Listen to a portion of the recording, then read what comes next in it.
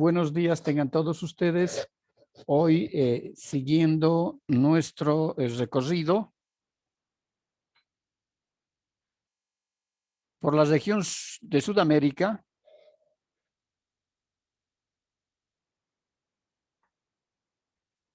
hoy veremos uno de los países que tiene el mayor flujo turístico de la región sur de Sudamérica, y es el Perú.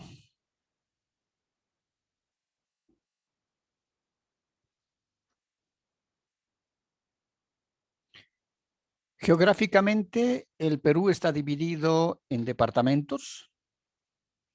Limita al norte con el Ecuador, al este con el Brasil,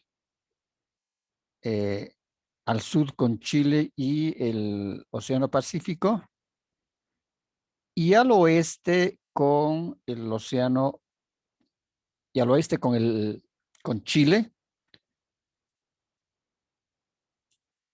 Tiene una diversidad de características geográficas y de pisos ecológicos,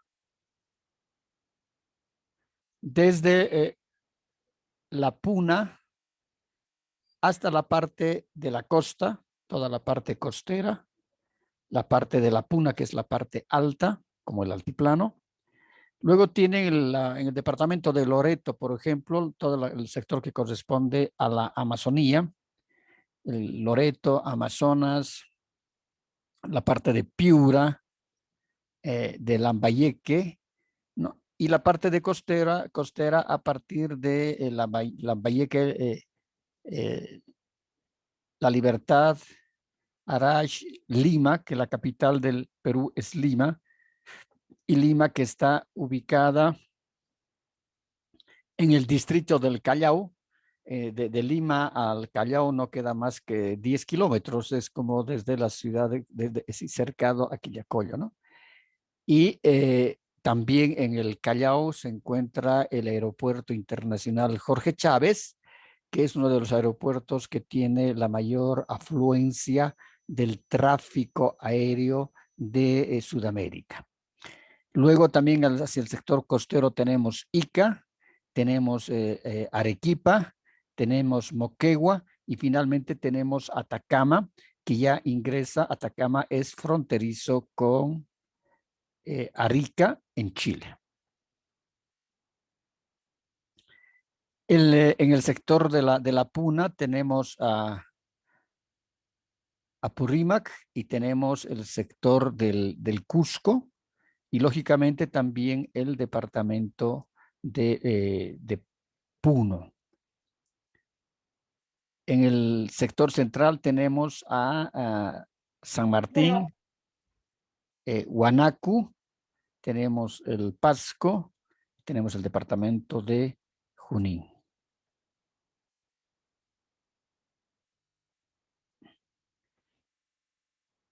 El territorio del Perú tiene una superficie continental de casi 1.200.000, tiene 1.200.000, casi 1.300.000 kilómetros cuadrados, que sumados a 900.000 que corresponden al mar peruano soberano e independiente, tienen un total de 2 millones, casi 300.000 kilómetros cuadrados, pero de los cuales vemos de que 1.300.000 corresponden a la parte de la superficie terrestre.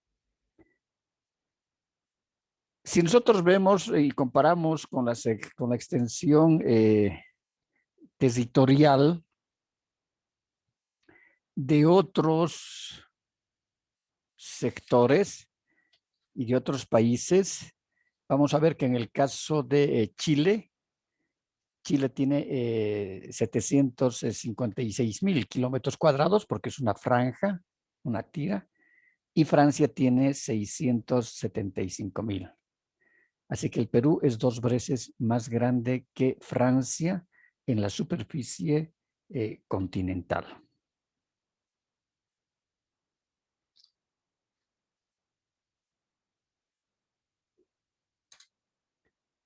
Dentro de la parte del litoral y que corresponde al litoral en el mar de Grau, alcanza a 3.000 kilómetros desde el límite con el Ecuador, que estamos en la parte norte, en la boca de Capones, al norte hacia el límite con Chile, y en el punto que concorre en la orilla del mar. Chile sostiene que es hasta el paralelo hito 1 de la línea de la Concordia en el paralelo 18, ¿no? Longitud sur. Pero todavía esos límites ya están definidos, pero todavía siguen existiendo ciertas controversias.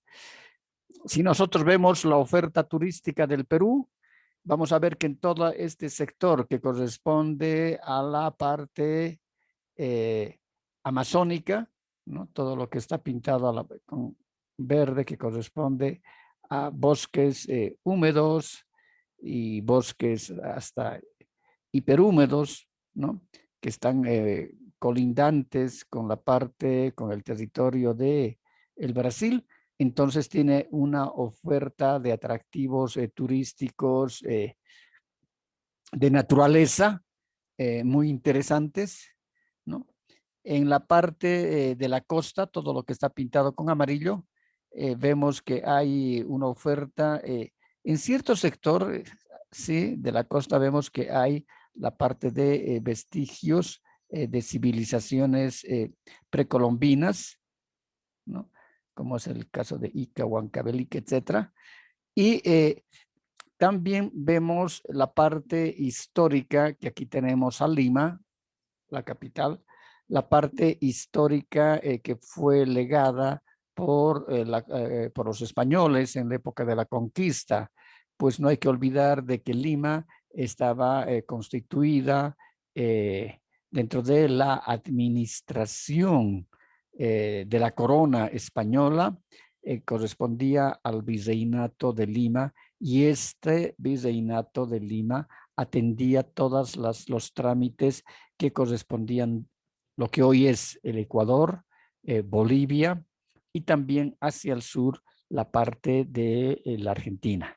Hasta que en el año 1700 y tantos, 1750 si no me equivoco, 45, 50, se crea un nuevo virreinato, que es el Virreinato de La Plata, que tiene sede en Buenos Aires, y en este caso el Virreinato de Buenos Aires atiende todos los trámites concernientes a la corona en el territorio que hoy es de Bolivia, y también hacia el sector del Uruguay y del Paraguay.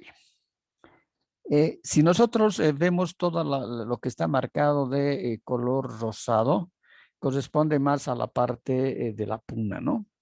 Ya son los sectores más, un poco más altos, y lógicamente que aquí tenemos nosotros al Cusco, y donde tenemos uno de los legados de la cultura inca, el más grande, ¿no? Y el más importante de toda la América Latina, y que este es el que hace y el que logra el mayor movimiento turístico que tengamos en la región de Sudamérica, juntamente con las playas de Copacabana. Son los dos puntos que tienen el mayor número de arribo de turistas extranjeros.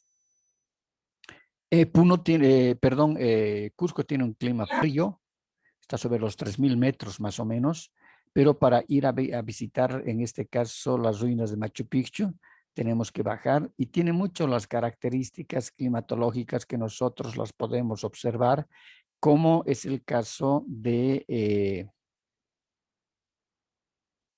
yendo hacia Melga, y empezamos a bajar Melga para ir ingresando hacia el trópico y el sector de Tablas Montes. Es muy parecido al clima que tiene Machu Picchu al de Tablas Monte, porque hay muchos bosques nubosos, solamente que en Machu Picchu es decir, las características geográficas son de picos totalmente elevados.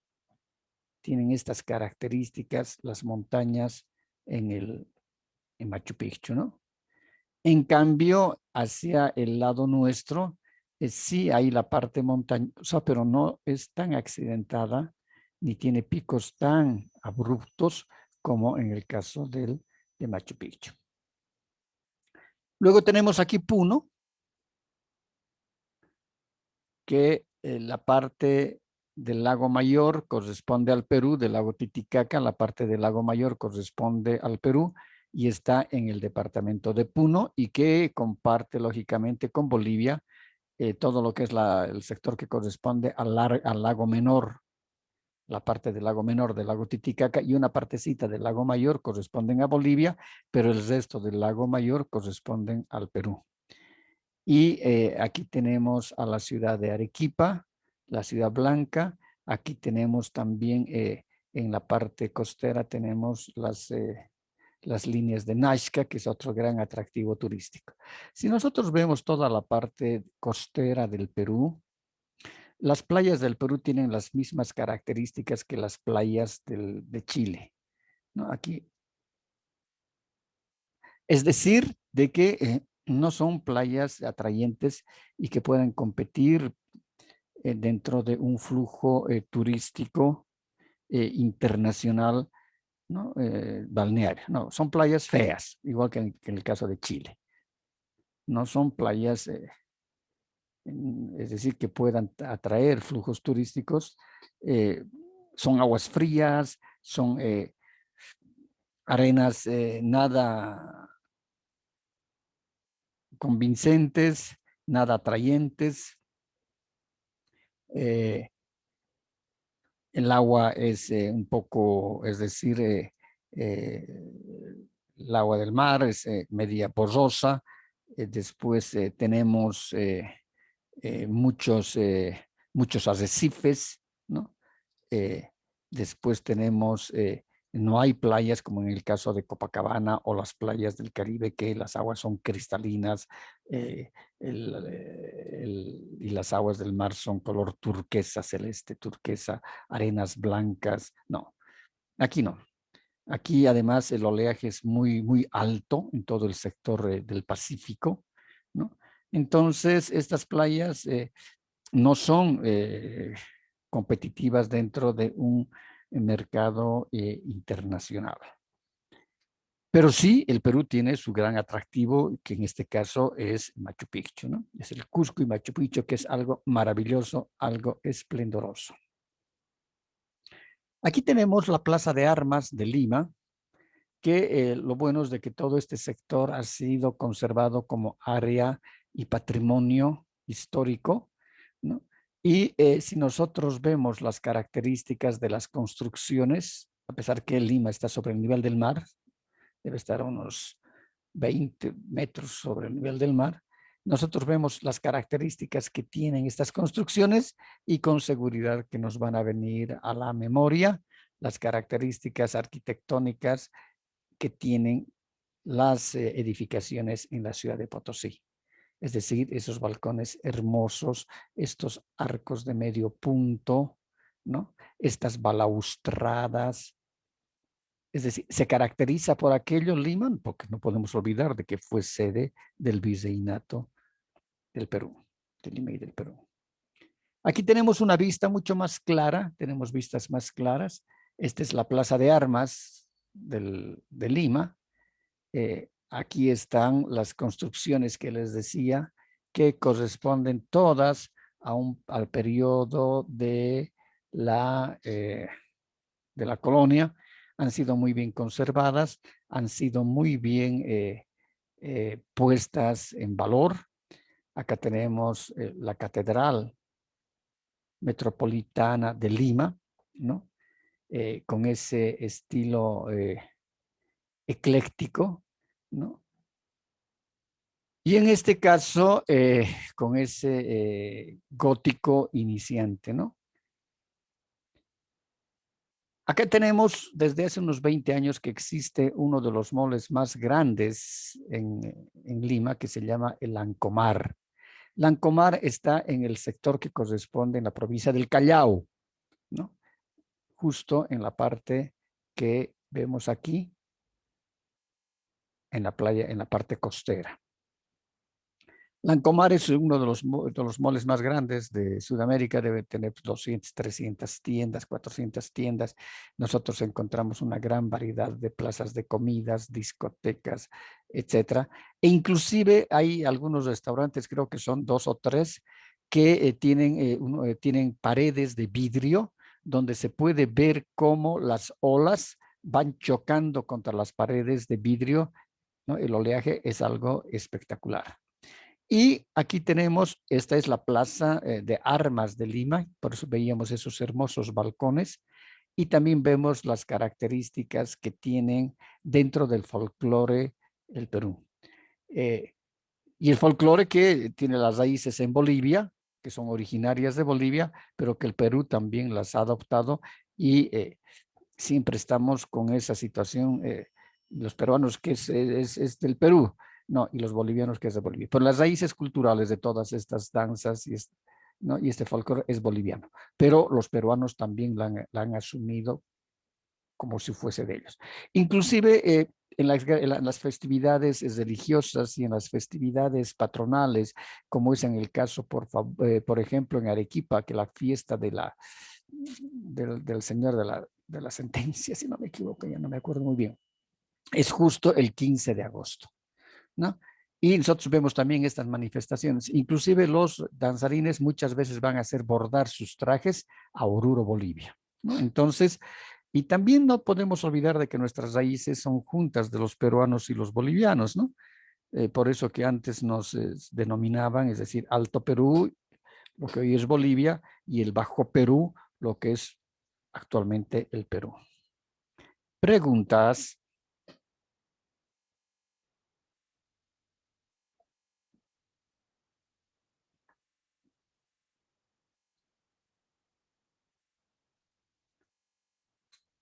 ¿No hay preguntas? Marco.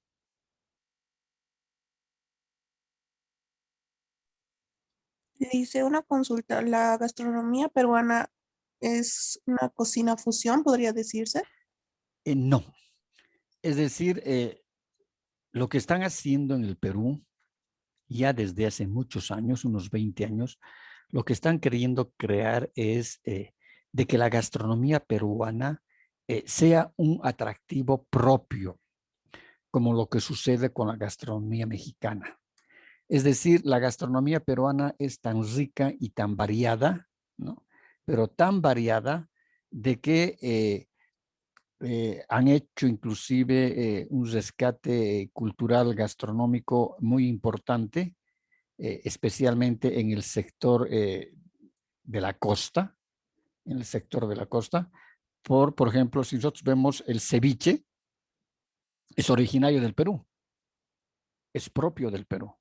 Pero ya en otros países, es decir, es muy apetecible y inclusive ya le van incrementando algunas otras especies, otros sabores, etcétera. Pero el, eh, el ceviche es un plato típico del Perú. Y así, es decir, la gastronomía peruana tiene mucho uso en este caso, de la producción marina, ¿no? Eh, esa gran variedad que pueda existir de productos que nos ofrece el mar, lógicamente que en el Perú los han ido trabajando de tal manera en la gastronomía que realmente es algo fabuloso. Ese chupe de camarones, ese chupecillo de camarones, esos rocotos rellenos con mariscos, por ejemplo, y también utilizan lógicamente la carne de vaca y la carne de oveja, ¿no? Pero realmente los sabores culinarios peruanos, con esa mezcla que se le dieron luego en la época de la colonia, cuando trajeron los españoles, también trajeron a nuestro continente y con mucho más énfasis hemos visto, por ejemplo, eh, en el Perú, todas esas especies que venían de la India, ¿no?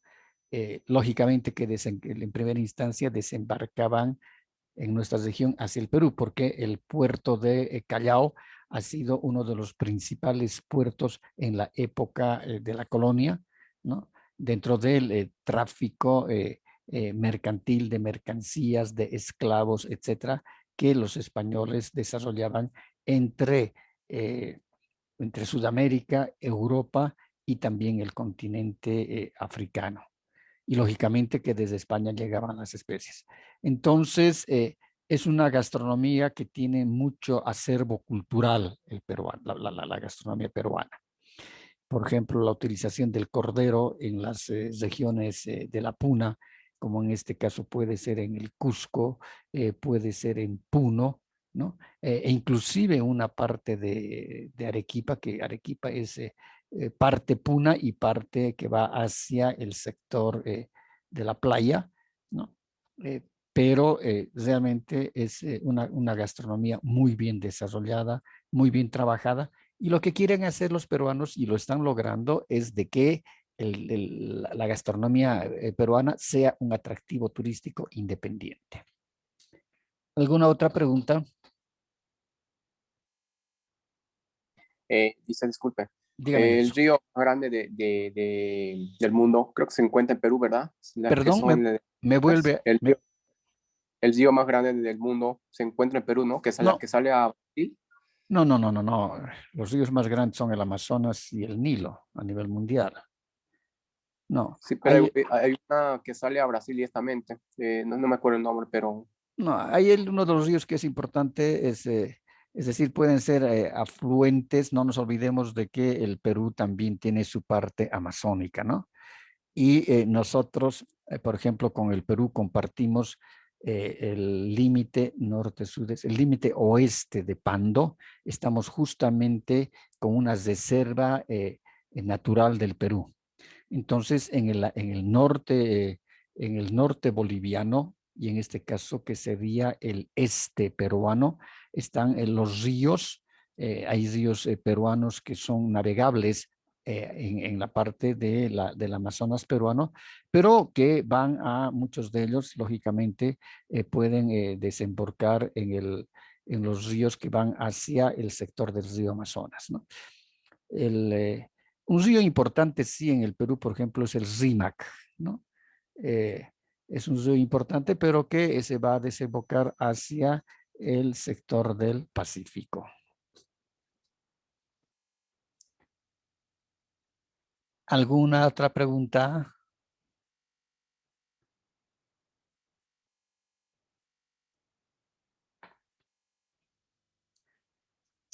Chávez ya terminó su pilotaje.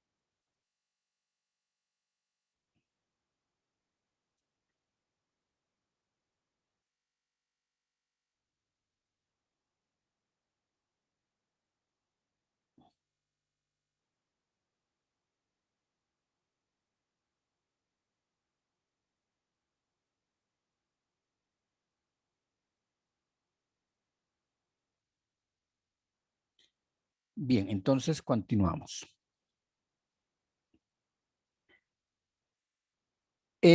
Huanchaco es el balneario, es un balneario en un lugar turístico que es un escenario donde se realizan competencias internacionales de surf.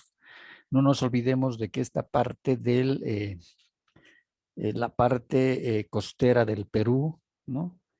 A partir de Ica hacia abajo, por las grandes olas y el viento y las olas muy altas, entonces realmente sí es un sector para las competencias internacionales de surf.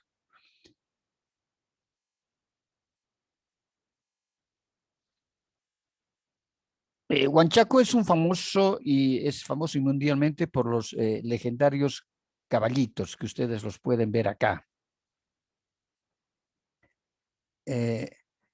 Los caballitos son embarcaciones construidas de totora, ¿no? Y la totora es un tipo de junco, como lo que nosotros hemos visto que tenemos.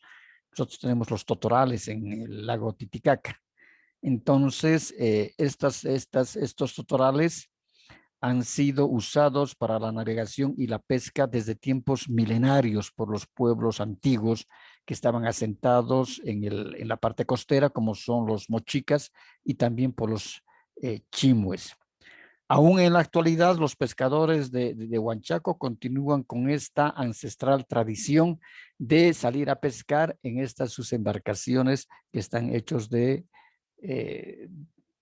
junco, ¿no? De totorales.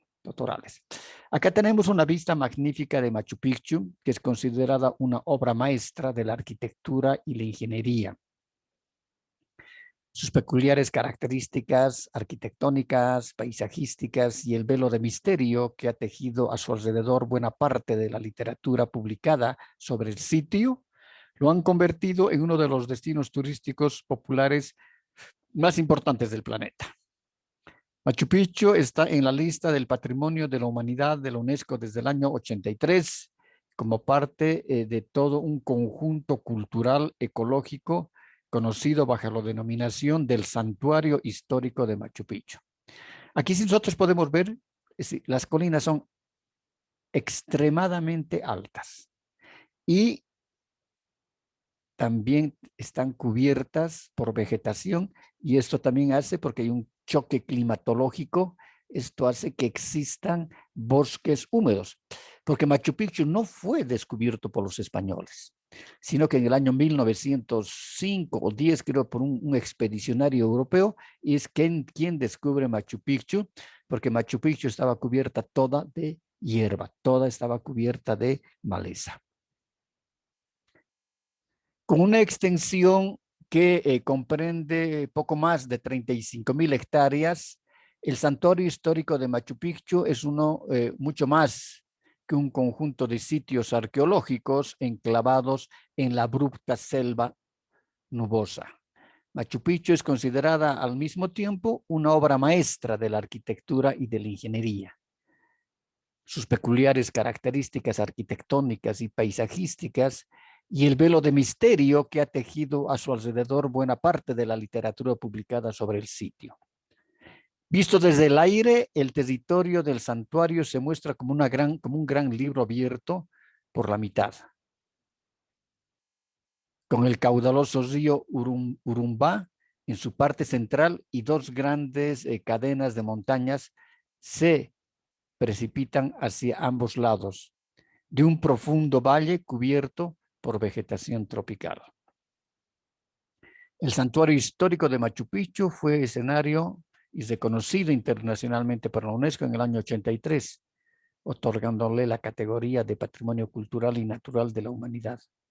El 7 de junio de 2007, Machu Picchu fue elegido como una de las 9 maravillas del mundo en una ceremonia realizada en Lisboa, Portugal. Es decir, realmente la ingeniería que hayan utilizado los incas para poder, por ejemplo, abastecer de agua bebible a todas esta parte de la población que está asentada en las pequeñas planicies. Entonces traían unos ductos o unos conductos de agua desde las partes más altas e inclusive tenían unos tanques reservorios para poder almacenar el agua en épocas que no fuesen de lluvia. La producción era generalmente, la producción agrícola la hacían en terrazas bajo estas características. Es decir, ellos cortaban la montaña, porque originalmente la montaña venía así. Entonces ellos cortaban esto, hacían una bandeja, un andén, ¿no?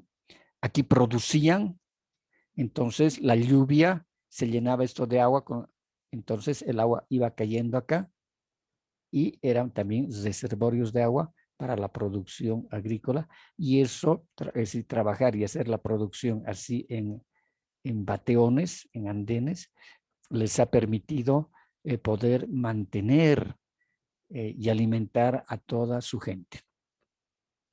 Ahora, no debemos olvidar de que la historia también que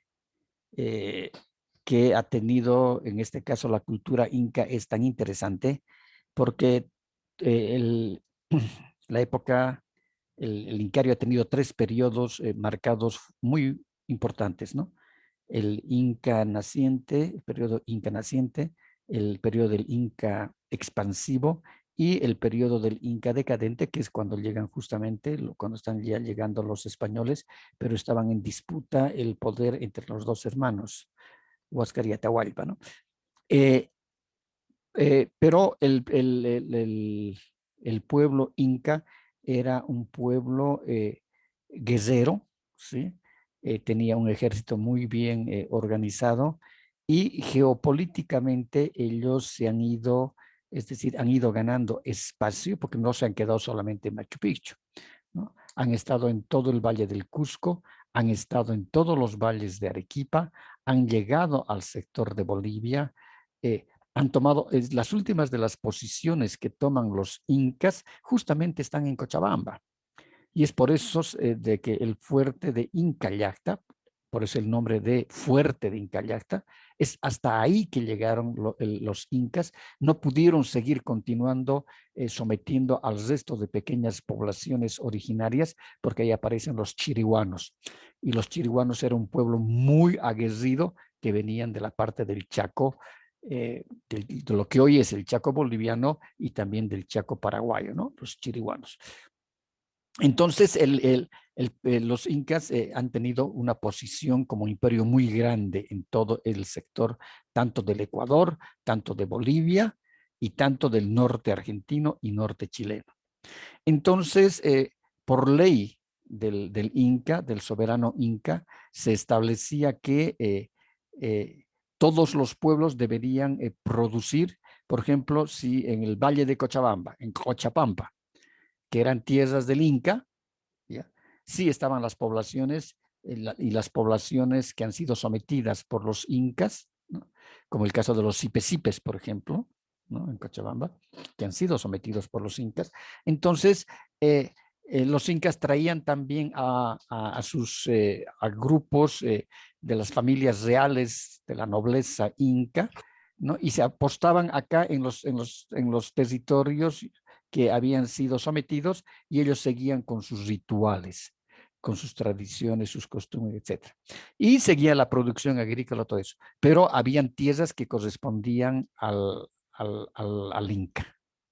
Y una vez o dos veces por año, y esa es la característica que tiene esa institución que se llama la MITA, dos veces por año todos los pobladores, varones y mujeres, deberían salir por lo menos, si no me equivoco, eran por 20 o 30 días, lo que representarían ahora nuestro calendario gregoriano. Deberían salir a trabajar las tierras del Inca para la producción agrícola. Es decir, en el caso de, por ejemplo, del Valle de Cochapampa, se producía aquí el maíz, ¿no? El grano, el maíz. Ese maíz debería ser ensilado, es decir, debería quitarse el maíz de las mazorcas y se los ensilaban en Cotapachi, donde tenemos uno de los silos, y los otros silos incas que estaban ubicados en Incasraca. Una vez que estaban ensilados el maíz, ¿no? Guardados en esos como cuartos circulares que tenían, ¿no? Entonces, desde ahí se procedían a cargar en llamas y los rebaños de a veces 200, 500, 1000 llamas llegaban hasta Machu Picchu para hacer la entrega de la producción de de lo que había producido la tierra del soberano y que habían trabajado esa tierra los súbditos bajo la institución de la MITA. Es decir, es algo sorprendente, ¿no? Esas características arquitectónicas, ingenieriles y también la administración de la cosa pública, ¿no? En este caso del Imperio Inca. Y eso les ha permitido, es decir, poder alimentar a semejante cantidad de súbditos que tenía el Imperio Inca diseminados por todo este sector de Sudamérica. Preguntas.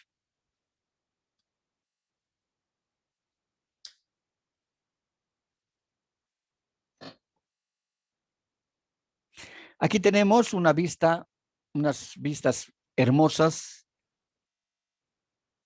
de Machu Picchu. Imagínense estos cerros, pero tan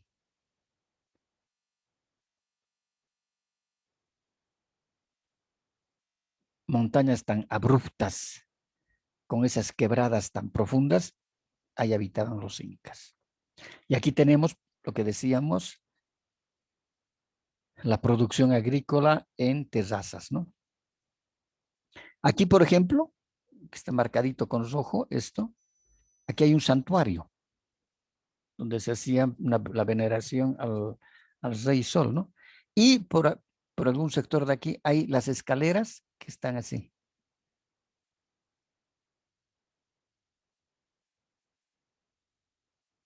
Y que ellos las han trabajado en estas colinas tan altas. Aquí también vemos las construcciones, es decir, la producción en terrazas, ¿no? Todo esto era para la producción agrícola. Inclusive las viviendas tenían techo de 2 caídas de agua, ¿no? Con hojas de palma la cubierta. Aquí también vemos la parte de la producción de agrícola. Y aquí tenemos los caminos. Miren, zigzagueados los caminos. Y había muchos caminos de herradura. Eso significa por donde llegaban, caminaban las llamas que traían toda la producción para el Incario. Las líneas de Nazca figuran sin duda como una de las recompensas entre las atracciones turísticas del Perú, a 434 kilómetros al sur de Lima, en las pampas de Nazca o San José, se encuentra un inmenso desierto que se extiende desde las faldas de los Andes hasta el Océano Pacífico. Una situación importante y muy trascendental es de que si nosotros vemos las líneas de Nazca desde abajo, no las podemos apreciar en su magnitud. Pero si la vemos desde arriba, desde un avión, ¿no? Un helicóptero, una avioneta, lo que quieran, es decir, podemos apreciar estas características de figuras geomorfas, ¿no? Que se han desarrollado en la parte de la superficie. Este desierto es el sitio de los famosos y espectaculares dibujos que representan animales, aves, reptiles, felinos, líneas y figuras geométricas, algunas visibles desde la tierra, muy poco, y otras sí desde el aire. Existe una torre de observación, pero el mejor escenario es el panorama aéreo. Se cree que los dibujos fueron hechos por antiguos peruanos alrededor del año 1000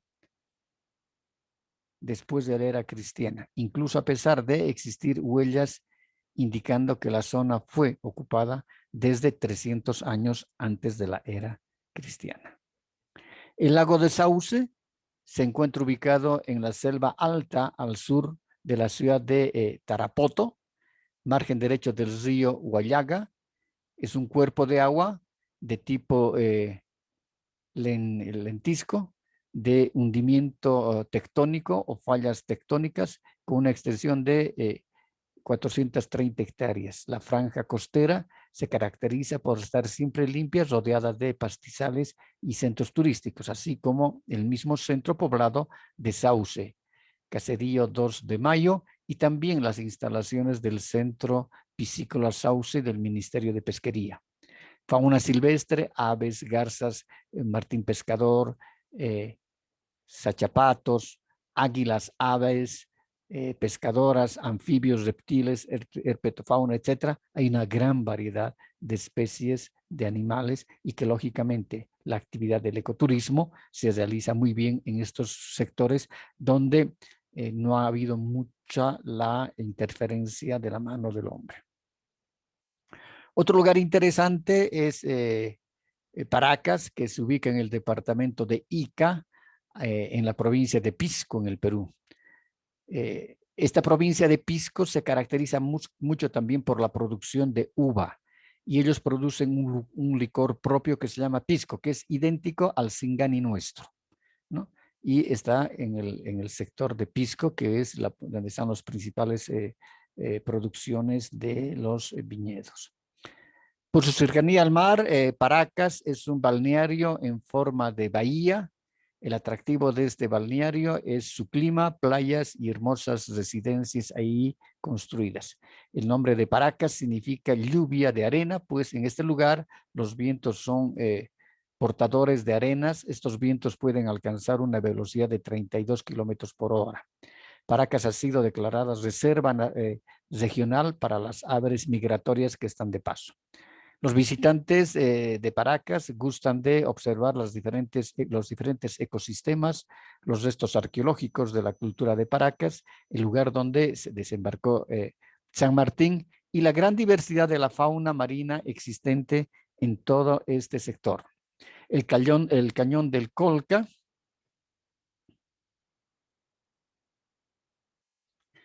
El Cañón del Colca es uno de los principales destinos turísticos en todo el Perú. Se realizan fiestas costumbristas comúnmente donde se demuestran y se exhiben artesanías textiles del lugar. Se pueden encontrar aguas termales. Este cañón es originario por la falla de los andenes y el río Colca, llegando a una profundidad de hasta 3.400 metros. Aquí podemos ver un observatorio donde sí se puede ver toda la parte del cañadón. Chan Chan es la capital del Gran Chimú, la más grande ciudad de barro de América prehispánica. Su extensión es de aproximadamente 20 kilómetros. Las ruinas comprenden campos de cultivo, restos de poblaciones, reservorios, acueductos subterráneos, plataformas, plazas, viviendas, depósitos, talleres, laberintos, murallas, increíbles rutas, caminos, templos, pirámides o huacas, pozas de agua, altos muros que presentan relieves estilizados de figuras zoomorfas y geométricas. Por ello, la UNESCO la declaró Patrimonio Cultural de la Humanidad. El lugar tiene ese aliento único y místico que muchos viajeros perciben al recorrer sus laberintos y bajar sus plataformas, un sentimiento de integración sorprendente. Entonces, no solamente la cultura inca, sino que el Perú ha tenido un sinnúmero también de otras culturas y de otros pueblos que han dejado un gran legado. Ahora vamos a ver el complejo arqueológico del Brujo. El complejo funerario es realmente maravilloso, está situado en el valle de Chimoca, a pocos kilómetros de Magdalena del Cao. En lugar está a 45 kilómetros de la ciudad de Trujillo, en el departamento de Trujillo. El Brujo o Cao Viejo está conformado por 3 plataformas artificiales, entre las cuales existe un cementerio prehispánico. La Huaca Prieta se encuentra más al sur y la impresionante Huaca o el Brujo, que lo podemos ver acá en todo este sector, ¿no? Muestras sorprendentes murales en relieves de múltiples colores que escenifican sacrificios humanos, rituales, y los más espectaculares exhiben una terrible imagen del dios decapitado. El lugar tiene un antiquísimo legado, en especial por el hallazgo de la tumba y el cuerpo momificado de la gobernanta Mochica, la dama de Cao. Entonces, como podemos apreciar, existe un gran sinnúmero de pueblos, poblaciones, ¿no? Y culturas que tiene y que ha tenido el Perú. ¿Preguntas?